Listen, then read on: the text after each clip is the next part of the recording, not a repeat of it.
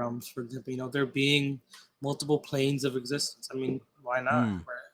I think that's a great way to kind of give your players a paranoia. Like add that to your random encounter table, or just like as like benign stuff. Like you Yeah. roll.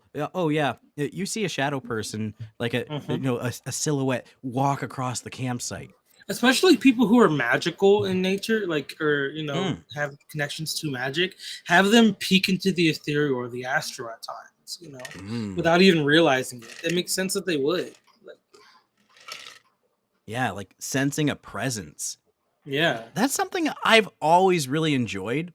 Like in a lot of fantasies, like someone's like, I sense something, a magical Hmm. presence nearby.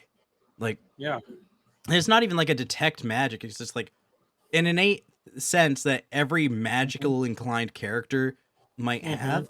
So, like maybe if you Because were to as rule you, this, give them a magical passive perception that will determine well, whether or I not would they kind of, sense something like that. You know? well, yeah, no, definitely. I would kind of almost count it in their regular passive perception because it's like as they spend their lives, especially being around magical items and entities, and stuff like that, and they know what it feels like to be around these creatures. Makes Mm. sense that they'd be able to pick it out from like a regular crowd of people. I would say the passive perception for that, like I would apply like Mixed it with like their arcana or something. yeah, mix it with their arcana. So it's like whatever your spellcasting ability is, Mm-hmm. your plus the proficiency, what the calculations that you'd normally have for your passive perception, but instead of Mm-hmm. perception, you just whatever that spellcasting ability mod is, Yeah. and then Yeah, that it'd be gives you like your roll. your passive magic sense for Yeah. magical people. Like you can sense if somebody is inclined or like if they have power. Yeah, or like if an item is like of a high rare, kind of high magical rarity. Yeah, like there'd have to be a threshold for it. Like Yeah, you know, you can use I would say detect anything magic to higher tell than if you're like a yeah. rare, you could Yeah. probably feel it a little bit. Like, Yeah, like it's not like detect magic where detect magic lets you know that something's magical and tell you what the school is. While this would yeah, just be like a benign, well, a passive magical sense. all right. So it's like, okay, well, if you are within threshold, there are objects that will kind of trigger Hmm. that, and you'll be like, okay, I sense a disturbance in the weave. Yeah, exactly, and it almost kind of like, and as you attune yourself to the weave, the weave is everything, right? So it's like Mm, you're essentially becoming like a Naruto nature sage, right? Like you're harnessing that nature energy mm. into you're tuning to the world. Why wouldn't you be able to feel the difference in the ambience of magic?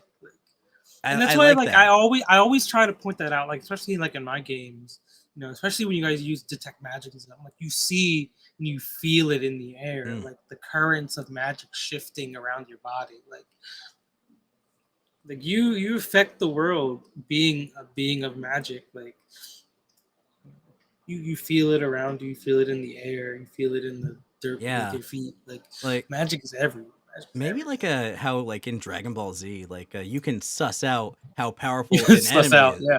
Yeah, be like, Right. oh, this person's very powerful. But the marshals Mhm. in the group are like, the fuck you mean this person's very powerful? And he's just like, no, they have a very Yeah. strong aura. Yeah. It's almost like a like an empathic, innate ability. Like, Yeah, like you could like maybe being able to sense if someone can cast higher than you. Maybe not yeah. exactly I mean, how much I could higher. even see this being a feat. Ooh, that'd be good. Yeah. Maybe like something that's not just like a simple feat, but like an earnable feat. Mm, yeah. Something by like ooh, like if you experience like being around people who are significantly stronger than you, you feel the weight of their aura pressing down on you, stuff like that. You've been Hmm. suppressed by people stronger than you, stuff like that. I would imagine I you would think, be very, very yeah, used to feeling that pressure. I would award a feat like this to someone who gets downed by magic. Like, Mm. Oh 'cause- yeah, yeah, because in Shaman King, I don't know if you've seen that anime, but I've heard about it. I think. yeah, it's pretty popular. They like just a couple years ago, they just recently finished it up. They redid the entire series, came off hiatus, full completion.